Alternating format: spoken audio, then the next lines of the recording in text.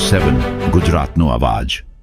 નમસ્કાર દર્શક મિત્રો, i7 ન્યૂઝ ગુજરાતીની સાથે હું છું આપની સાથે પાયલ બામભણિયા। તો જોઈએ આજના મહત્વના સમાચાર।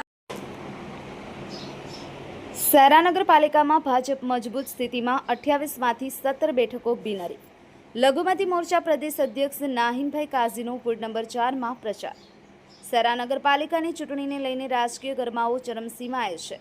ભારતીય જનતા પાર્ટીના ઉમેદવાર મહેફૂઝભાઈ અને સલીમભાઈના સમર્થનમાં વોર્ડ નંબર 4 વિસ્તારમાં ગુજરાત લઘુમતી મોરચાના પ્રદેશ અધ્યક્ષ નાહિમભાઈ કાઝી દ્વારા પ્રચાર કરવામાં આવ્યો હતો। પ્રચાર દરમિયાન તેમણે જણાવ્યું કે શહેરા નગરપાલિકાની કુલ 28 બેઠકોમાંથી 17 બેઠકો બિનહરીફ થઈ ચૂકી છે, જે ભાજપ માટે મજબૂત સ્થિતિ દર્શાવે છે। તેમણે વિશ્વાસ વ્યક્ત કર્યો કે શહેરા નગરપાલિકામાં ફરીથી ભાજપનું શાસન સ્થાપિત છે।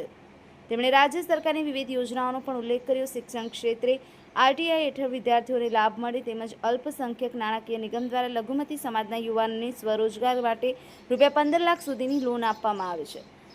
વોર્ડ નંબર 4 વિસ્તારમાં પાણી અને રસ્તા જેવી સમસ્યાઓ અંગે પૂછાયેલા સવાલના જવાબમાં નાહિમભાઈ કાઝીએ જણાવ્યું કે કેટલાક કામ સમયના અભાવે બાકી રહી ગયા હશે, પરંતુ આવનાર સમયમાં ભાજપના ઉમેદવારો વિજયી બનશે અને બાકી રહેલા તમામ વિકાસ કાર્યો પૂર્ણ કરશે। Sahil Shaikh, i7 news Gujarati, Panchmahal.